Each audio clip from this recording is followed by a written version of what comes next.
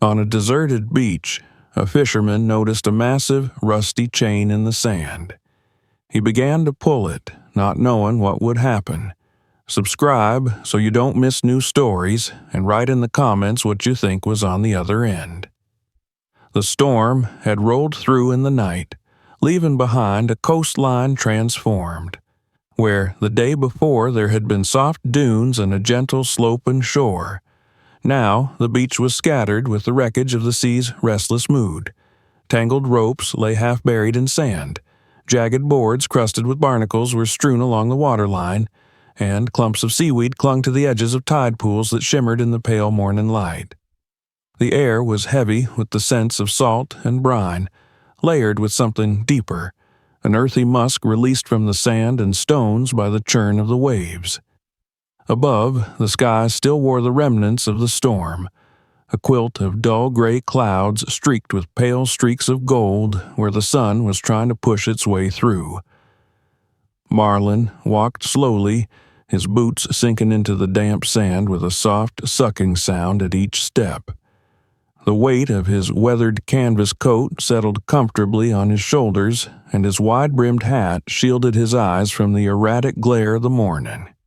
He had been out here more times than he could count, in every season and every kind of weather.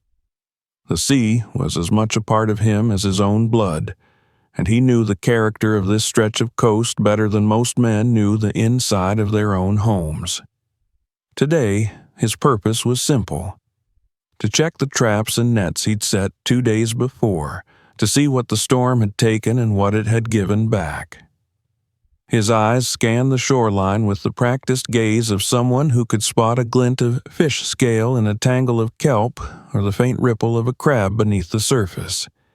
He noted the flattened dune grass, the way the foam had left streaks high on the sand, marking just how far the storm surge had reached. The gulls were back already, wheeling overhead, their cries sharp and impatient as they fought over the scraps the sea had thrown ashore. Marlin barely paid them mind. Gulls were constant companions here, and their noisy arguments were part of the rhythm of the place. It wasn't until he rounded a low, rocky outcrop jutting into the sand that something broke that rhythm. At first, he thought it was just another piece of debris, maybe a length of anchor chain torn free from some wreck offshore. But as his eyes narrowed, the sight fixed itself in his mind. A thick, iron link half buried in the sand, glistening faintly beneath a smear of wet seaweed. The metal was dark with rust, but here and there the storm had scrubbed it clean enough to catch the weak light, and it gleamed in a way that was almost beckoning. The link was big, thick as his wrist, and from it another disappeared into the sand in a slow, deliberate curve, as though the beach itself were trying to keep it hidden. Marlin slowed his step without realizing it. The sound of the waves seemed to soften, the chatter of the gulls faded into the background. He glanced around, half expecting to see someone else nearby, but the beach in this early hour was empty. He stood for a moment, hands resting on his hips, gazing down at the chain.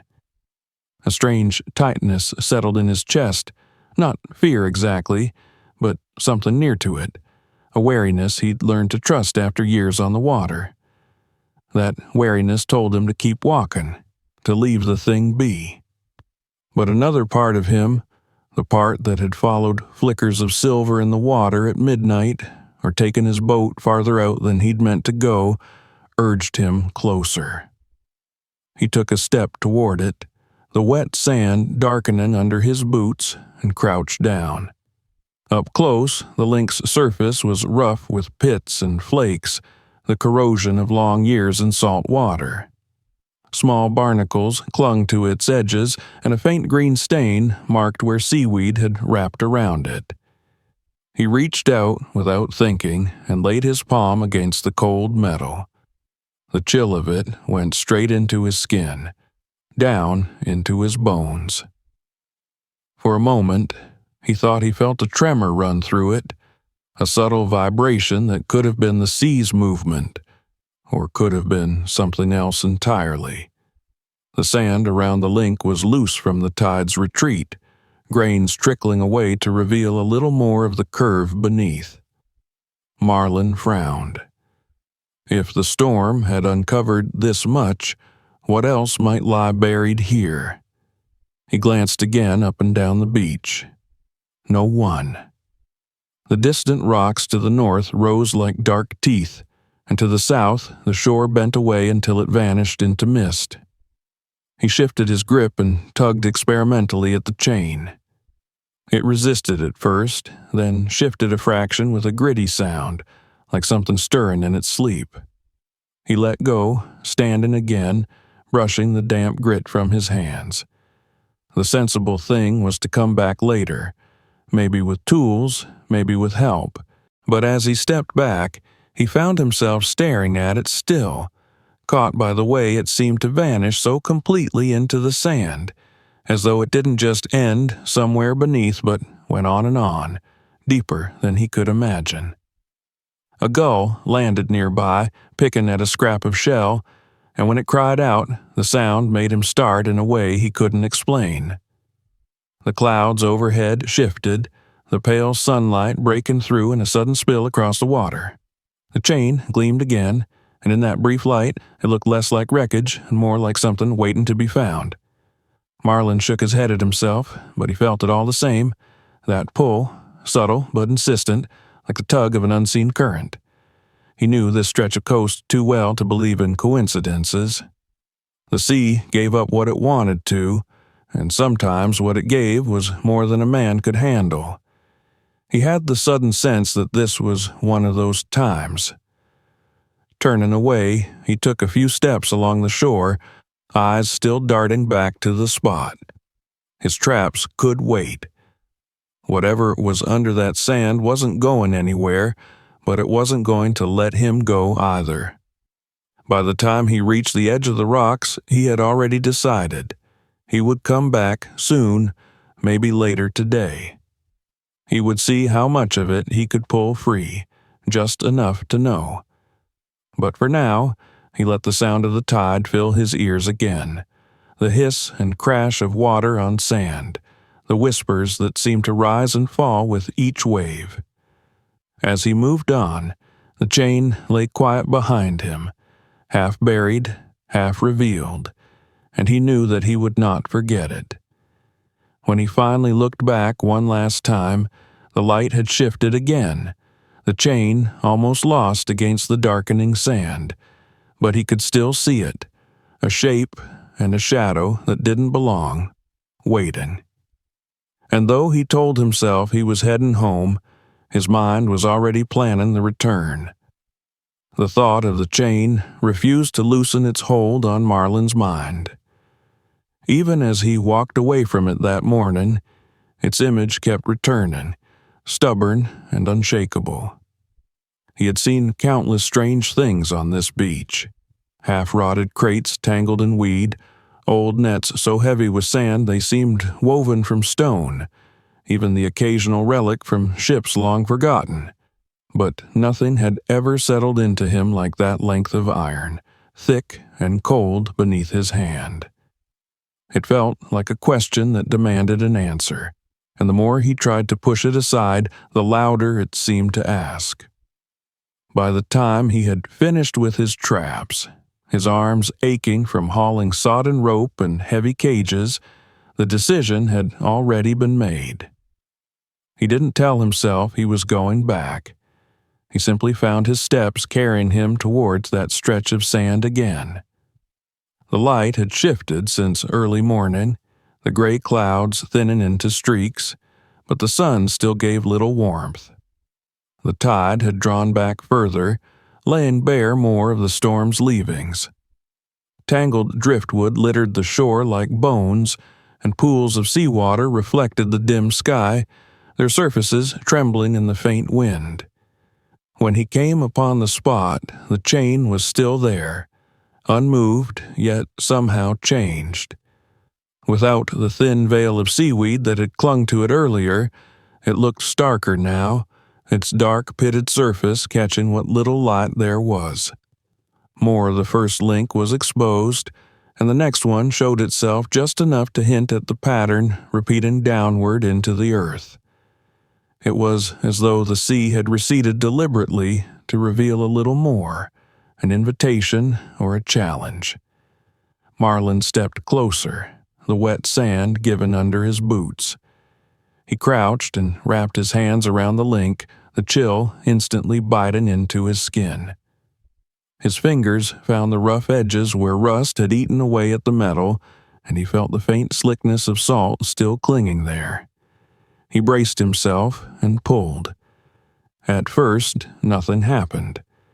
The chain was dead weight, a solid part of the earth itself, but he shifted his stance, planting his feet and putting the strength of his back into it, and this time he felt it give. Not much, just a reluctant inch or two, accompanied by the gritty sound of sand and shell being disturbed. Encouraged, he tugged again.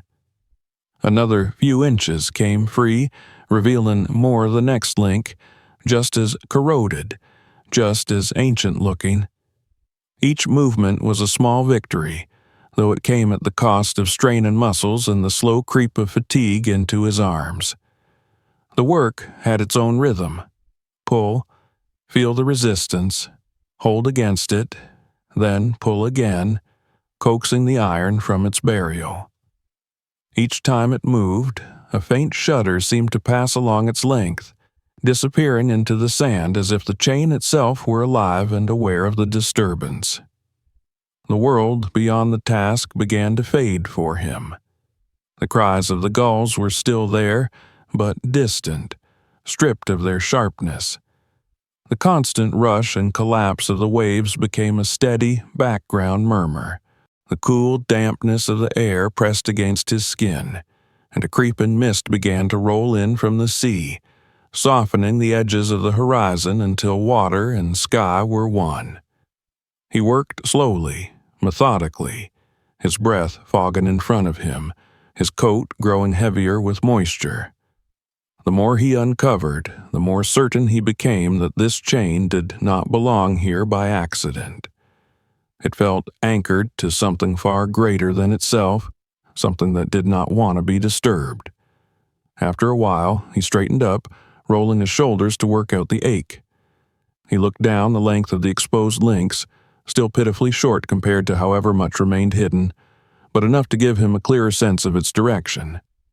It angled towards the distant rocks to the north, the ones he knew concealed hollows and narrow passages that the tide filled and emptied in its own inscrutable cycles. If the chain reached that far, it could be tethered to anything. A buried anchor, the carcass of a ship long claimed by the sea, or something stranger still. The wind was beginning to bite, carrying with it the faint tang of approaching rain.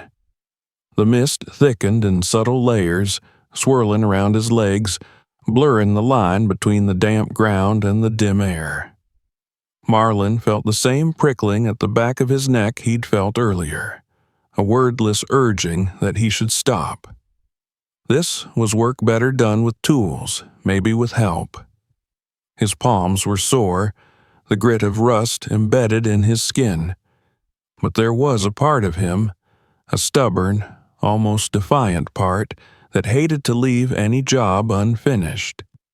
He gave the chain one last experimental tug, feeling it shift and resist as before letting it fall back into place with a muted clank. The sound seemed swallowed almost immediately by the thickening mist. He took a step back, squinting at the spot to commit it to memory. If the sea had been kind enough to uncover this much, he would not waste the opportunity it had given him. He would return prepared, with rope and a hook, and whatever else he might need to haul it up in earnest. Whatever was buried here would not remain hidden much longer. As he turned to go, a flicker of movement caught the corner of his eye, a lone gull standing farther down the beach, watching him. Its feathers were ruffled by the breeze, and it tilted its head as though assessing him. He watched it for a moment, half amused at himself for noticing, then started walking.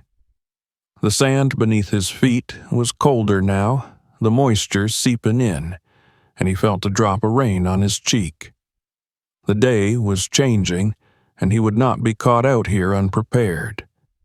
Still, as he left the chain behind, he found himself glancing back more than once. Each time, the mist had crept a little closer to it, until finally it was little more than a shadow in the pale haze. The image stayed with him long after it vanished from sight, the curve of the rusted link and the mystery of the earth it disappeared into. That night, as he lay in bed, listening to the rain tapping at the windows, his mind wandered back to the feel of the metal under his hands, to the stubborn resistance and the gritty sound of it tearing free from the sand. He knew with absolute certainty that he would be back, and soon, to see just how much more the tide was willing to reveal. The rain had carried on through the night, steady and cold, drumming against the roof of Marlin's small house with a persistence that seemed almost deliberate, as though the weather itself were trying to keep him inside. But the sound did nothing to diminish his resolve. Lying awake in the gray before dawn, he thought only of the chain. He could see it clearly in his mind, the dark curve of iron, the pitted surface, the way it had yielded reluctantly but unmistakably to his efforts. It wasn't just curiosity anymore. It was a pull, as tangible as a tide's draw, and it had worked itself into his bones. By the time he rose and dressed, the decision to go back was so complete that it no longer felt like a choice. He prepared himself with quiet efficiency. From the shed behind the house, he took a length of sturdy rope, the hook he used for hauling heavier traps, and a long iron pry bar that had served him for years in a dozen different tasks. The tools felt reassuring in his hands, a way of evening the odds against whatever stubborn grip the earth had on that chain. He packed them into a battered canvas bag, shouldered it, and stepped out into the lingering drizzle. The air was thick with the scent of wet earth and salt, the kind of morning that soaked into a man before he'd gone 50 steps. The walk to the shore was familiar. Each bend of the path and dip in the ground as known to him as the lines on his palms. Yet, this morning, there was something in the air that made the world feel different. The trees along the path dripped steadily, their bare branches glistening in the muted light. The distant roar of the ocean reached him before the sight of it did, deeper and more constant than usual, as though the storm had left the sea reluctant to settle. When he crested the final rise and the beach spread out before him, he saw at once that the tide was lower than it had been the day before, the wet sand gleaming like a sheet of dark glass. The chain lay where he had left it, but now more of it showed, the retreating water and the shifting sands having stripped away another layer of concealment. The exposed links glistened in the pale morning light, the rust wet and dark, flecked with grains of sand that sparkled faintly when the light caught them just right. It looked at once more inviting and more forbidding than it had before, as though it had been waiting for him. The mist had thinned, leaving the air clearer but still cool and heavy. The sky was a flat expanse of silver, and the sea beyond rolled in long, slow swells that broke with a distant, measured crash. Marlin set his bag down on the damp sand and knelt beside the chain. Up close, the details seemed sharper than he remembered. The deep grooves and pits in the metal, the stubborn crust of barnacle and coral welded into place by time, the faint trace of some pattern or marking just visible beneath the corrosion. He ran his fingers over it briefly before taking up the hook and fixing it securely around one of the links. The rope, thick and strong, coiled neatly at his feet, ready for the strain to come. He started slowly, bracing his feet in the yielding sand and pulling in steady, deliberate movements. The chain resisted as before, but with the added leverage of the hook and the strength of the rope, he began to feel it shift more readily. Each movement was accompanied by a gritty, tearing sound, as if the iron were ripping itself free from the sand's reluctant grasp. More links emerged, caked in wet grit and trailing strands of seaweed that clung to them like stubborn fingers. He paused between pulls to clear them, flinging the dripping tangles aside. The more he uncovered, the more his curiosity deepened. The chain's path towards the rocky northern point was unmistakable now, the links angling away from the open sand and toward the dark mass of stone where the sea met land with force enough to grind rock smooth over centuries. Marlin knew those rocks. He had fished in their shadow, had waited in his boat for the tide to shift while waves slammed into them with a violence that left the air full of spray. He also knew that beneath them lay narrow channels and deep, dark pockets where the water moved unpredictably, as though stirred from below. The work was hard and unrelenting.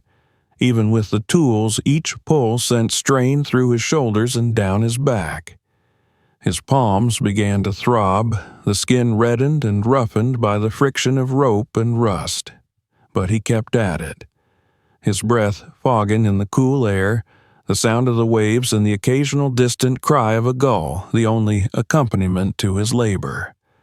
The world seemed to have narrowed to the stretch of sand in front of him, the weight in his hands, and the unseen end of the chain. It was during one of his short pauses, standing with his hands on his knees to catch his breath, that he noticed it. The water just beyond the tide line was darker than it should have been, an almost inky shadow beneath the pale surface. It shifted slightly with the movement of the waves, but it didn't disperse or lighten. Marlin straightened, watching it for a long moment, a faint unease prickling along his spine. The sea hid many things, but he had never seen the water behave quite like that here. It was easy enough to tell himself it was just the sand stirred up by the tide, yet the thought didn't settle comfortably. He turned back to the chain, kneeling once more to examine the newest section he had freed. On one link, the corrosion had worn away enough to reveal a series of marks, deep, straight cuts that formed a rough pattern of triangles and lines. They didn't look accidental. They didn't look like any maker's mark he knew from ship fittings. He traced them with the tip of a finger, feeling the sharp edges of the grooves, and a small shiver worked its way down his back despite the stillness of the air. A stronger gust of wind came in off the sea, carrying with it the damp chill of distant rain. The clouds on the horizon had darkened subtly, and the swell of the waves seemed to have gained a touch more force. Marlin looked up at the rocks again, at the way they jutted into the water like the spine of some great beast, and felt the certainty settle deeper in him. Whatever this chain was attached to lay in that direction, and it was no ordinary wreckage. He worked for another hour before finally allowing himself to stop. The ache in his arms had become a steady throb, and the damp had seeped into him enough to make his joints protest. He unhooked the rope and coiled it back into his bag, taking one last long look at the length of the chain now lying exposed on the sand. It was more than he had expected to uncover in a single morning, and yet it still felt like barely the beginning. There was so much more hidden, and every inch he revealed only deepened the mystery. As he hefted the bag onto his shoulder and turned toward home, he felt that same pull again, the silent urging that had brought him back here in the first place. The sound of the waves filled the air, steady and unchanging, but beneath it, if he listened closely, he thought he could almost hear something else. A low, resonant hum, like the faintest echo of a bell carried on the wind. It faded when he paused to listen, returning only when he resumed walking, as though it were not meant to be heard directly, but only felt. By the time he reached the path that would take him back up the rise, he knew with absolute certainty that this was far from over. The chain had more to show him, and he would be here when it did. The rest of the day passed in a restless fog for Marlin. He had returned from the shore with his muscles sore and his clothes damp from the sea air, but even after a hot meal and the familiar comfort of his small kitchen, his mind refused to settle. Every time he closed his eyes, he saw the markings on that rusted link, the crude triangles and lines cut into the iron. They were too deliberate to be the random scars of salt water and time. Each stroke had a purpose, though what that purpose was he could not yet guess. He had turned them over in his thoughts as he walked home, as he put away his tools, as he sat in his old chair staring into the wood stove's orange glow. Now, with the evening deepening into night, those marks seemed to pulse faintly in his mind like the embers in the grate. He rose from his chair and fetched a notebook from the shelf, one he used for recording tides, catches, and bits of news passed among fishermen. By the light of a kerosene lamp, he sketched the pattern from memory, careful to capture the angles of each cut. When he finished, he studied the drawing for a long moment, frowning. It meant nothing to him in any language or trade he knew, yet it stirred something, a half-forgotten impression from his boyhood, from nights spent listening to his grandfather's voice rumble over the sound of the fire. His grandfather had been a fisherman too, but one who carried in him a store of stories older than any net or hook. He had spoken of ships lost within sight of land, of lights seen far out to sea that vanished when approached, of things pulled from the water that no one could name. Marlin remembered one story in particular, told on a night much like this one, about a vessel that had gone down off this very coast more than 70 years ago. It had been a wartime ship, his grandfather said, carrying cargo not meant for ordinary eyes. Rumors had swirled about what lay in her hold: gold, weapons, something more dangerous, and about how she had been chained to the sea floor as if to keep her from rising again. He had never given the tale much thought beyond its place among the other half-truths and inventions of a man's later years.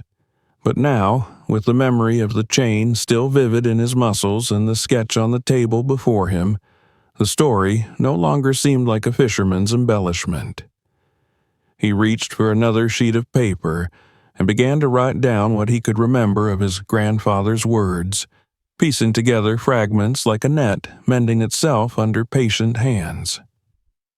The rain had stopped, leaving the air heavy and still.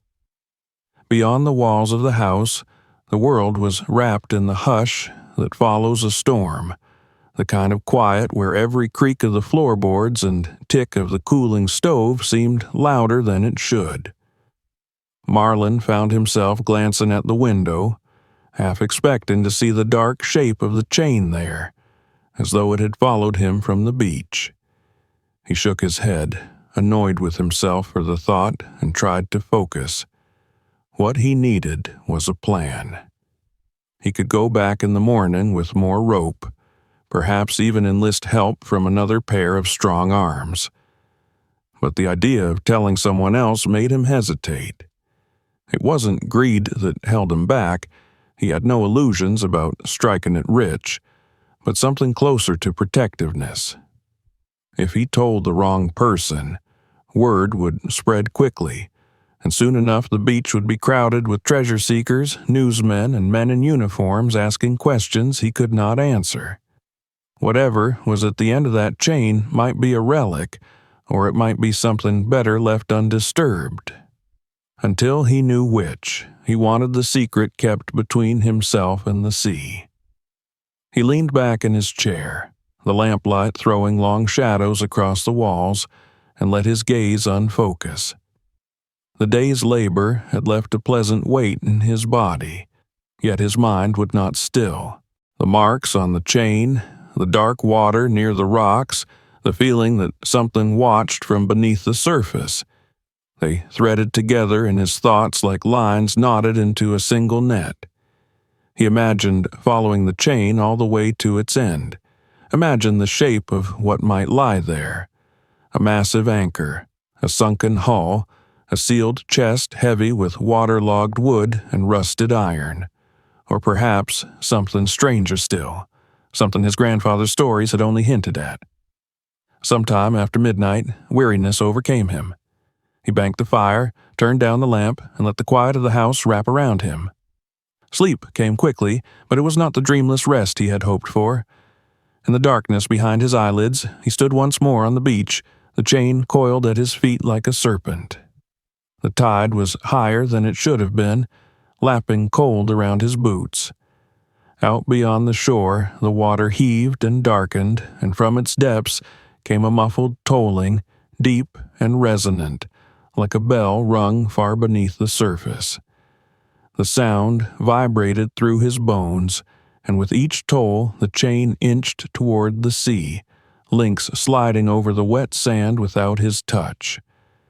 He tried to move, to grip it, but his limbs were heavy, as though the tide had claimed them too. He woke with a start to the dim light of dawn filtering through the curtains, his skin damp with a sweat that had nothing to do with the room's warmth. The dream clung to him as he dressed, the echo of the bell seeming to follow him into waking. He moved through his morning without thinking. Coffee, a slice of bread, the tying of boots, but each motion felt like preparation for a task already decided. By the time he stepped outside, the air cool and tinged with the scent of salt, his course was set. The chain waited, and he would meet it again. As he walked toward the shore, the village was still quiet, the narrow lanes empty save for a cat slipping between shadows. The sea's voice grew louder with each step, not in its usual tumbling rhythm, but in a low, constant roar, as though it carried news of something stirring beneath.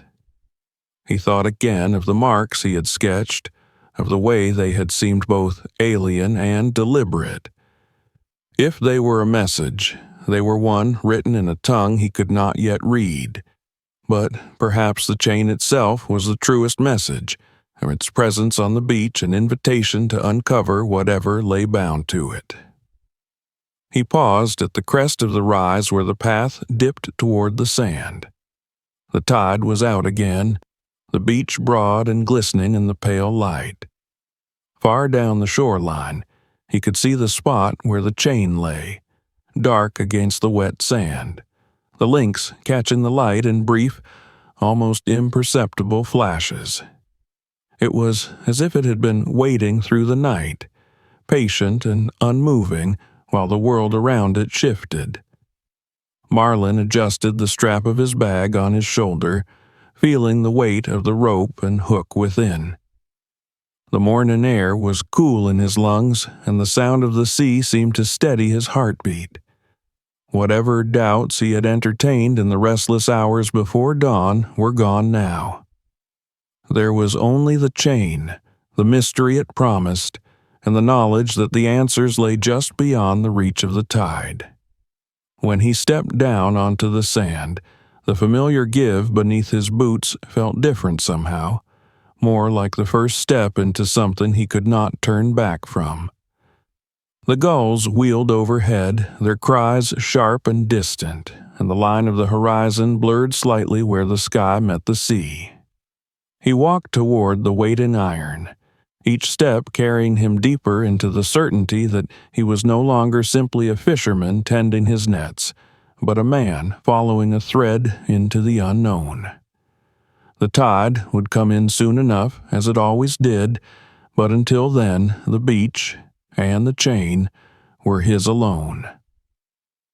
The morning air was brisk enough to sting his cheeks as Marlin descended the narrow path to the beach, the crunch of gravel under his boots giving way to the muffled hush of sand. The tide was lower than it had been in days, drawn far back to reveal a wide expanse of shore glistening under the pale light. He carried his rope and hook again, the weight of them comforting in his hands, though there was something more restless in his step this time.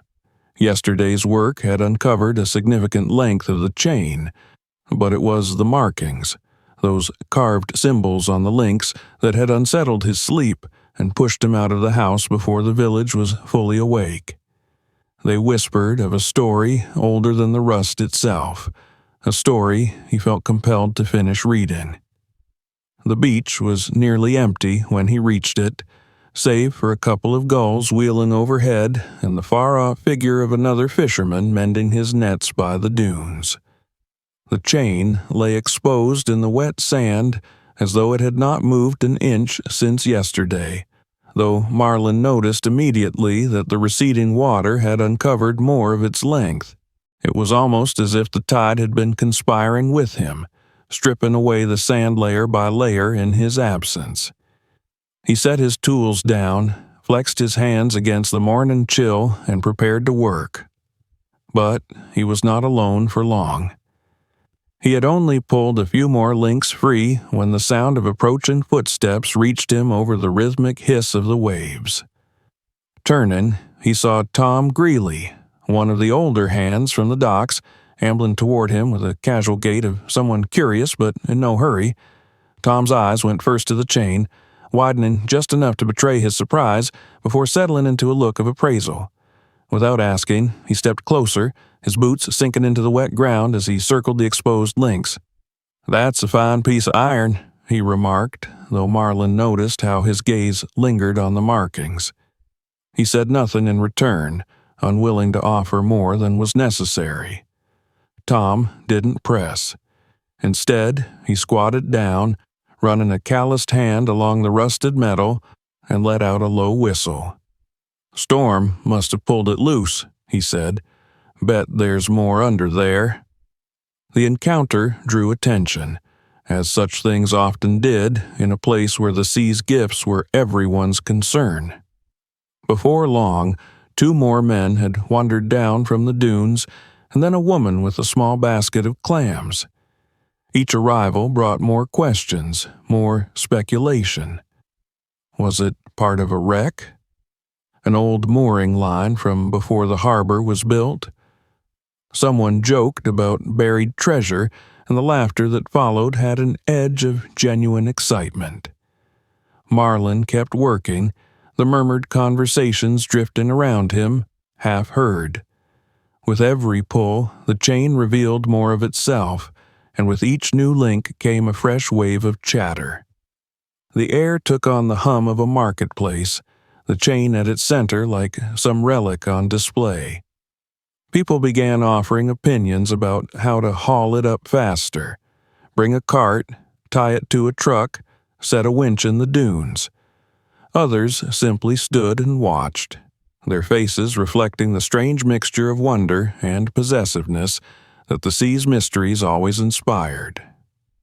Among the newcomers was Charles Denton, a retired history teacher who now spent most mornings walking the shore in search of interesting stones or bits of driftwood.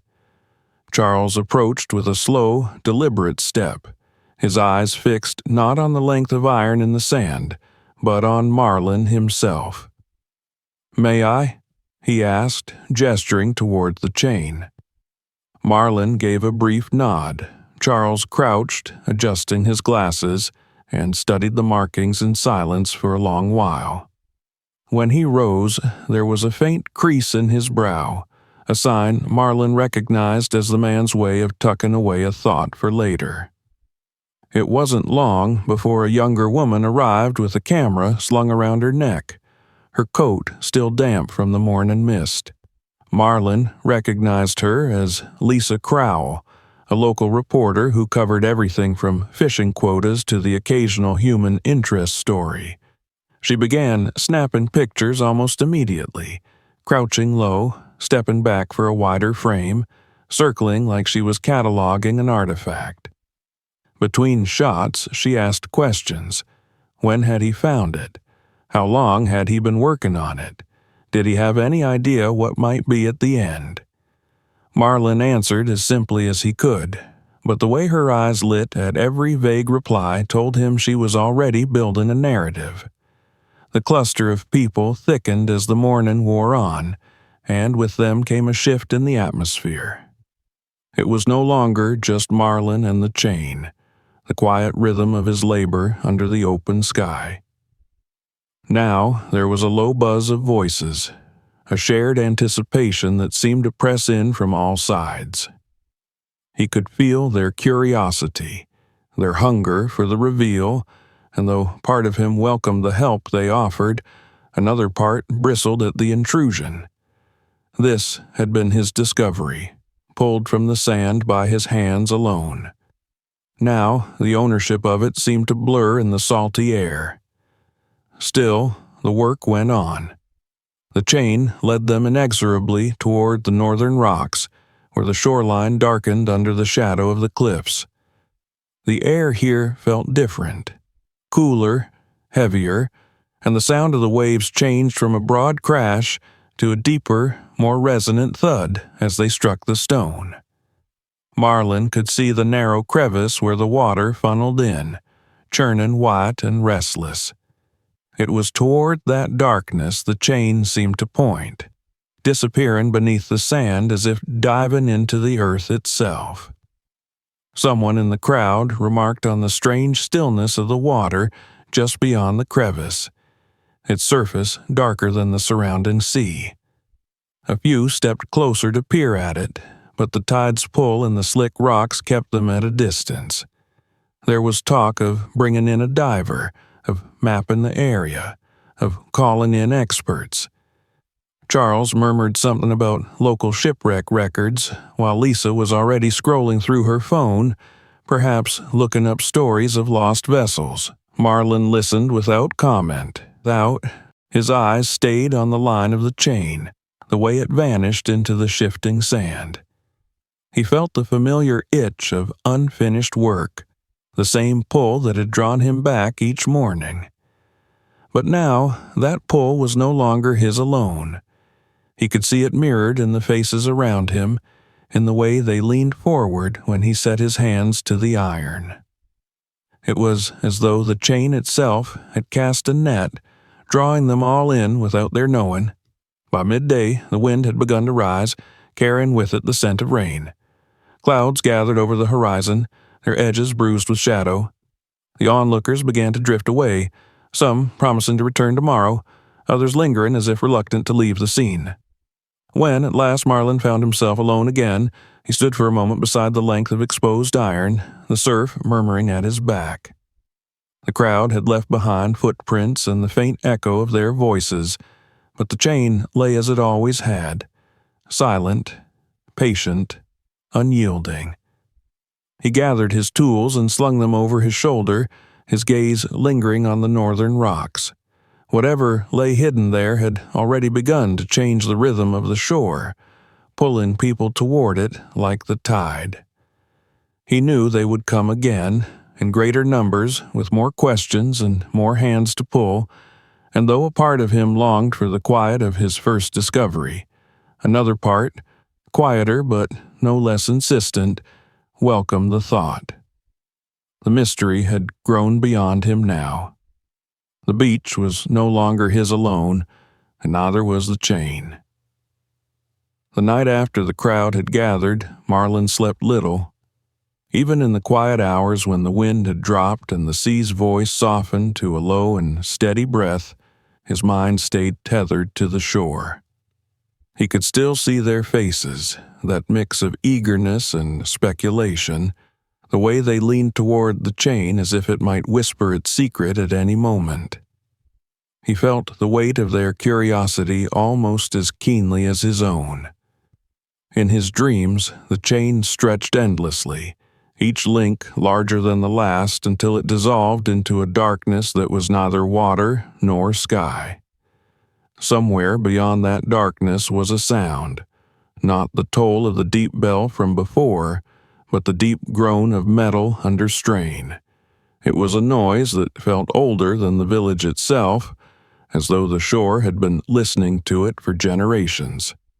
By dawn, the sky had taken on that strange prelude to weather, a flat gray that made the horizon blur and the sea seem heavier. The air held a faint tang of iron, and the wind that rose from the water was steady but cool, pressing against him as he walked the familiar path to the beach. When he reached the crest above the sand, he saw he was not the first to arrive. A small group of figures stood near the chain, their coats drawn tight against the breeze. Among them were Charles Denton with his walking stick, Lisa Crowell with her camera, and two younger men Marlin recognized from the docks. They turned as he descended, greeting him with nods and murmured words that carried the taut energy of people impatient to begin. The chain lay longer now than he had seen it yet. The storm in the night must have worked in his favor, shifting the sand enough to reveal several more feet of the rusted length. Seaweed trailed from some of the links, and tiny crabs scurried away at their approach. The sight stirred something in Marlin's chest, a sharp thrill mixed with unease.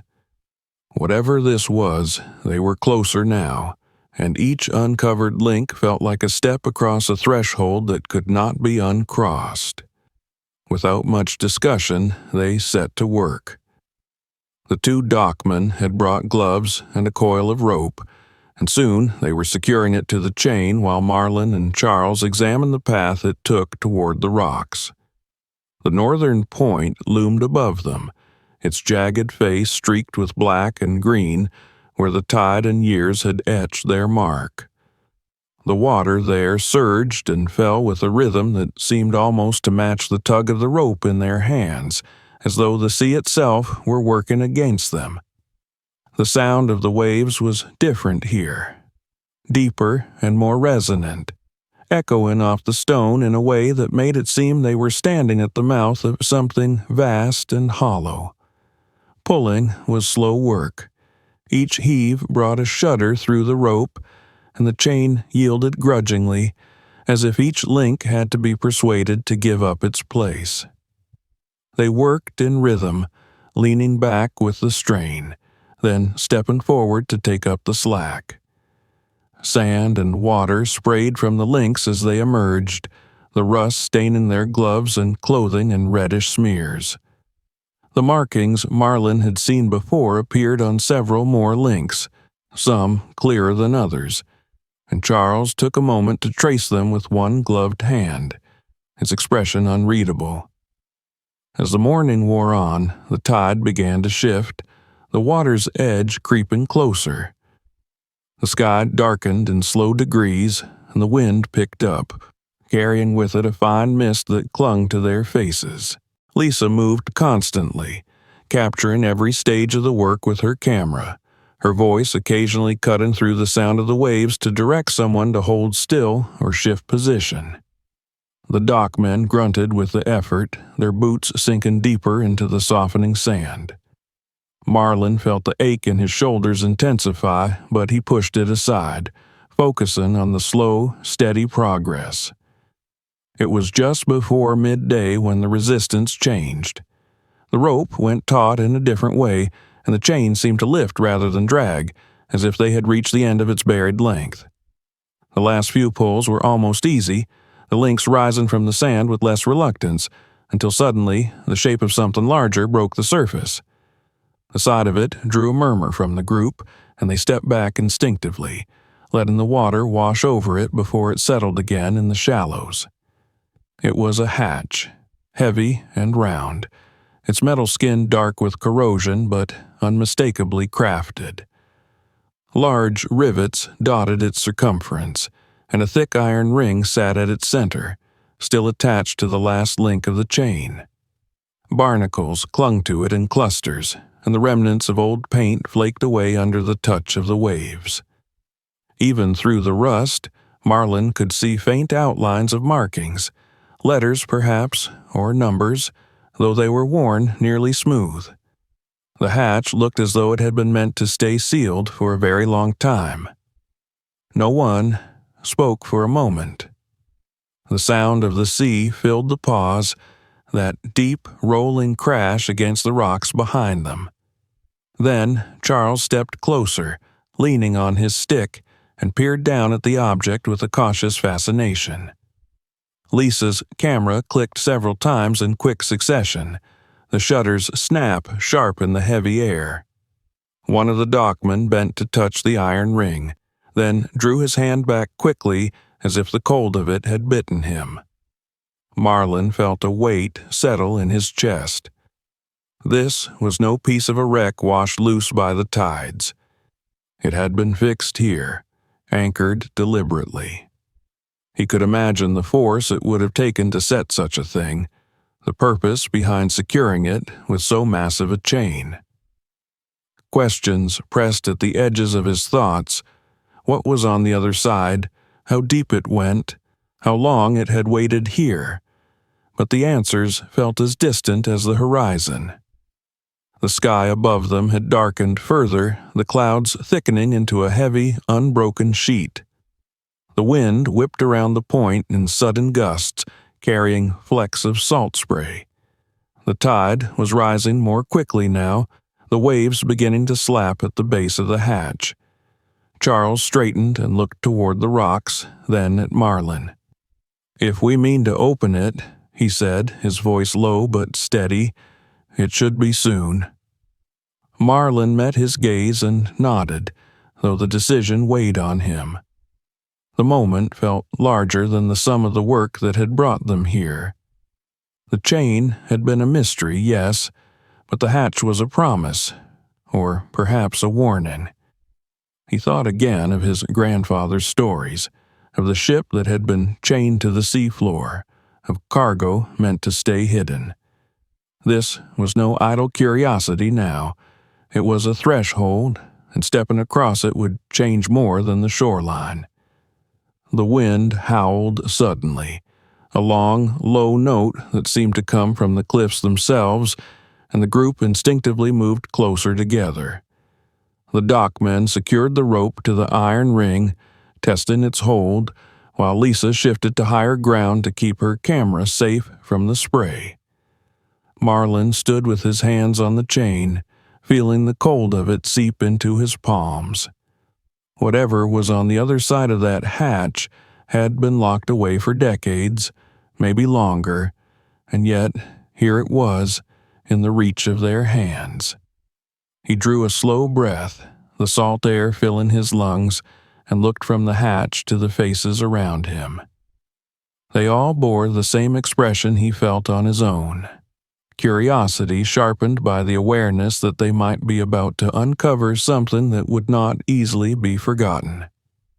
The chain lay slack now, its purpose fulfilled, and the waves rolled in with steady insistence, as though urging them to act before the sea reclaimed what it had given. The wind did not ease through the night. It rattled the shutters on Marlin's windows, sighed in the chimney, and pressed in around the small house with a restless, ceaseless motion.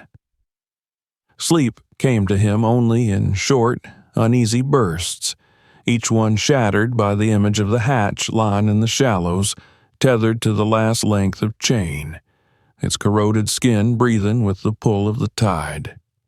In his mind it would rise slightly with the surge, then settle again, as if testing the strength of the iron ring that bound it. When at last the gray light of morning began to creep in, he rose without hesitation. The decision to return to the beach was as fixed as the tide itself. The air outside was thick with the scent of salt and seaweed, and a low mist clung to the ground, rolling slowly toward the water. He followed the path to the shore with a quiet urgency, his boots slick with dew before he had gone 100 yards. Down on the sand, the silhouettes of several figures took shape against the dim horizon. The dockmen were there again, joined by Charles Denton and Lisa Crowell, and a handful of others whose faces he recognized from the village, but whose names he did not know. They had come without summons, drawn by the same pull that had kept Marlin awake. Some carried tools, crowbars, mallets, even a small portable jack. It was clear that the hatch had gripped them as surely as it had him. The sea was calmer than the day before, its surface a slow undulation under the muted sky. The hatch lay as they had left it, the last wash of the tide leaving its upper half exposed, rivets glistening wet and black. The barnacles and seaweed that clung to it seemed duller now, their color muted as though bracing for disturbance. Around the iron ring, the chain coiled in a loose arc, no longer taut but somehow still purposeful, like a rope leading back to a story that had yet to be told. Without much talk, they began. The dockmen looped ropes through the iron ring, anchoring them to a pair of wooden braces they had driven deep into the sand. One man fitted the jack against the edge of the hatch, while another braced a crowbar beneath the rim. Charles stood back, studying the corroded markings that ringed the outer edge, and Lisa moved along the perimeter with her camera, capturing every detail. Marlin took his place beside the others on the ropes, feeling the coarse hemp bite into his palms as they tested the first pull. The hatch did not yield at once. It resisted, with the stubbornness of something long at rest, the rivets and seams holding fast against their combined strength. The jack groaned, the crowbar strained, and still the iron refused to lift. They paused to adjust their grips, exchanging glances that mixed determination with doubt. Marlin felt the old ache in his shoulders returning, but he pushed it aside, bracing his boots against the sand and leaning back with all the strength he could summon. There was a moment, a breath caught between one pull and the next, when the resistance changed. The hatch shivered under their hands, a subtle vibration that traveled through the ropes and into their arms. A second later came a dull, muffled crack, and the rim shifted upward by the width of a finger. A cold rush of air, heavy with the scent of metal and something older, escaped from beneath, and Marlin's heart tightened at the smell. It was not rot exactly, but it carried a weight that spoke of years spent in darkness. Encouraged, they pulled again.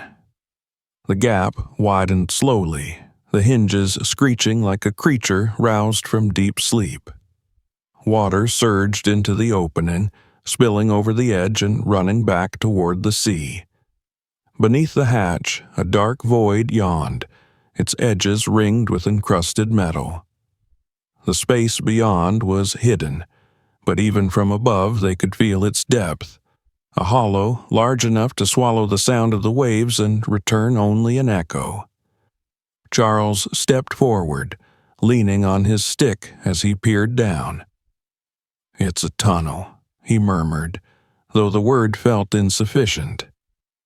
Lisa moved to the edge, camera poised but for once not clicking, as if the act of photographing it might break whatever fragile threshold they had crossed. One of the dockmen fetched a lantern from a bag and lit it, lowering it slowly into the opening.